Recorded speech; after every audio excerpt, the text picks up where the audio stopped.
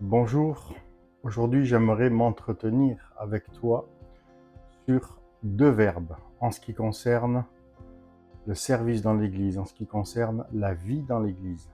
C'est le verbe valoriser et le verbe revaloriser.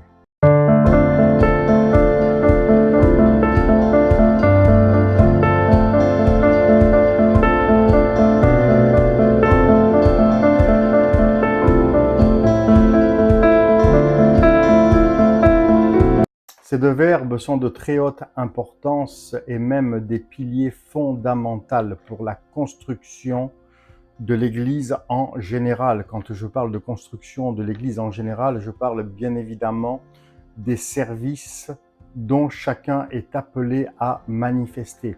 La prédication, la louange, l'intercession, la communion fraternelle, tout ce qui favorise en fait et tout ce qui est dans la vie de l'Église et que chaque croyant va apporter sa pierre à l'édifice. La valorisation et la revalorisation sont deux éléments, deux ingrédients qui vont permettre une unité, une croissance et une construction solide. Bien évidemment, je ne parle pas du tout de mauvais éloges qui amèneraient de l'orgueil.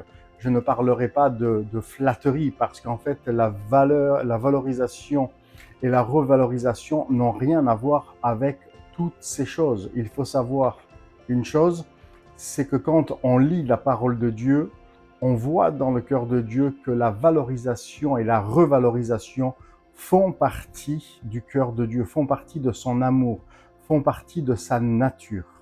Bienvenue sur Bâtir avec Claude, foi et business. Excellence et valeur. Pourquoi excellence et valeur? Parce que la parole de Dieu est un fondement d'excellence. Autant sur le fait de bâtir nos vies professionnelles, notre business, mais aussi sur la portée et la dimension spirituelle de la foi chrétienne. Et la valeur parce que Dieu attache une grande importance à bâtir chacune de nos vies avec sa valeur qui est porteuse de fruits, d'épanouissement, de joie parfaite, de joie totale au quotidien et qui s'ajoute à un épanouissement personnel. Valoriser un frère, une sœur qui participe à la vie de l'Église sous tous les ministères quels qu'ils soient est très important. Avoir de la reconnaissance, de la gratitude, des remerciements, c'est très honorable et très respectable. Mais la valorisation va plus loin. La valorisation va aussi discerner ce qu'un frère ou une sœur peut avoir reçu de la part de Dieu. Et c'est là que rentre en compte la valorisation qui va aller plus loin parce que le frère, la sœur va se sentir construit dans son identité spirituelle. Elle va se sentir édifiée, bâtie, construite. Elle va se sentir aussi compris, comprise. Et c'est là que vient toute la différence d'un ministère en vue, d'un talent, d'un service. Et là, la valorisation est de très haute importance. Comme je le disais, c'est un ingrédient qui fait toute la différence et c'est quelque chose qui fait partie de la nature de Dieu pour construire l'unité, pour construire le ministère, pour construire le service, quelque chose de solide. C'est bien dommage d'ailleurs que certaines personnes ont fait un amalgame avec la valorisation et l'orgueil. Ça n'a rien à voir du tout. Quand une personne retrouve sa valeur, retrouve sa revalorisation, il n'y a pas de place en fait pour l'orgueil parce que la personne sait qui elle est et elle n'a plus qu'en fait à développer, elle n'a plus qu'à mettre en action, à servir ce que Dieu lui a donné pour le mettre au bénéfice de l'Église. C'est pour ça qu'il serait bon que les personnes qui ont fait un amalgame avec la valorisation et l'orgueil puissent en fait revoir le schéma du cœur de Dieu. La valorisation fait absolument partie du cœur de Dieu. Et je prends pour exemple quand Dieu va s'adresser et Dieu va rencontrer directement Gédéon et il va s'adresser à lui. Il va dire « L'Éternel est avec toi, vaillant héros ». Alors là, non seulement Gédéon est valorisé par la parole de Dieu, par la proximité de Dieu et par la bouche de Dieu, mais en plus, il est revalorisé parce que dans le contexte dans lequel Gédéon vivait, il se sentait inférieur, petit, le plus petit de sa famille est la plus petite des tribus d'Israël, etc., etc. Donc en fait, Dieu avait tout à reconstruire et tout à revaloriser chez Gédéon. Il ne faut pas confondre la valorisation et l'orgueil, ce sont deux choses qui sont très différentes. La croissance, le développement, l'unité, la qualité du développement de la vie d'église ne peut pas se faire sans valorisation et revalorisation. D'ailleurs, souvent une phrase est venue à mes oreilles, que j'ai entendue de part et d'autre, que de toute façon, on vient à l'église pour Jésus. Quelque part, on vient à l'église pour Jésus, oui, parce qu'on vient pour l'adorer. Mais on ne vient pas à l'église que pour Jésus, on vient à l'église pour construire une communion fraternelle, pour valoriser mon frère, ma sœur, pour être là pour lui, pour elle, un soutien dans la prière, dans l'édification, dans l'encouragement. Et puis aussi, cette phrase que l'homme n'a pas besoin d'être applaudi, adulé. Mais la valorisation n'a rien à voir avec ça. La valorisation, c'est simplement le fait de bâtir. Tu prends ce que Dieu a mis dans ta vie et tu l'utilises pour bâtir la vie de ton frère et de ta sœur. Ça fait partie de la communion fraternelle et ça plaît au cœur de Dieu. Et bien souvent, les gens qui ont un langage contraire vis-à-vis de cela, c'est que malheureusement, ils ont manqué de valeur ou ils ont été dévalorisés dans le service qu'ils ont fait et ils ont développé malgré eux une sorte de dureté de cœur. Et puis après, il y a l'autre profil qui est tombé aussi dans un certain légalisme. Et ça, c'est encore autre chose, ce n'est pas le sujet du jour, c'est encore autre chose. Si nous regardons bien, la valorisation et la revalorisation peuvent être salutaires et peuvent même délivrer une personne. On va prendre l'exemple du comportement, de la proximité et de ce que Jésus a dit à la femme pécheresse. Alors que les religieux étaient là pour la lapider parce que, selon la loi de Moïse, elle devait être lapidée, Jésus va reprendre les pharisiens en leur disant, que celui qui n'a jamais péché lui jette en premier la pierre. Ils sont tous partis parce qu'ils étaient accusés dans leur conscience. Jésus dit à la femme, où sont ceux qui t'accusaient? Il n'y a plus personne. Va et ne pêche plus. Ces deux paroles, va et ne pêche plus, ont changé littéralement la vie de cette femme à jamais.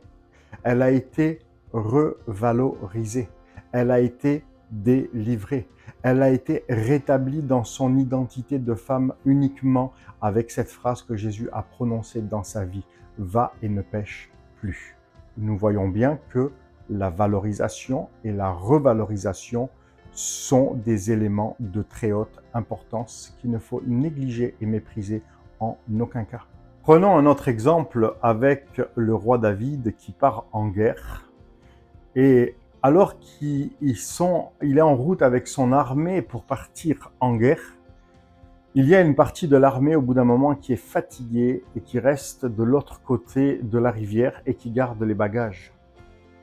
David mène la guerre et une fois que la guerre est terminée, il dit à ceux avec qui il a combattu, nous allons donner une part du butin aussi à ceux qui ont gardé les bagages. C'est-à-dire qu'en fait, David a valorisé les gens. Ce n'est pas parce que ce sont des gens qui ont gardé les bagages et qui ne sont pas allés à la guerre qu'ils n'ont pas droit à la même bénédiction que David avait reçu avec la deuxième partie de l'armée. Donc on voit bien que la valorisation est importante.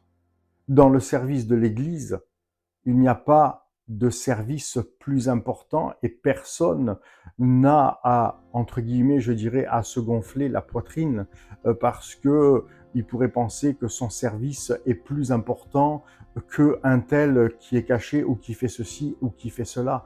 Non, ceux qui ont gardé les bagages ont participé non seulement à la même victoire, mais ils ont participé à la même bénédiction. Et ça, c'est de la valorisation.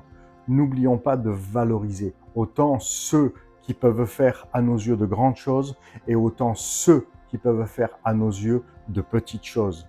La valeur de Dieu ne regarde pas à ce qui est grand, à ce qui est petit, mais la valeur de Dieu regarde à ce qui est fait avec un état de cœur qui lui plaît.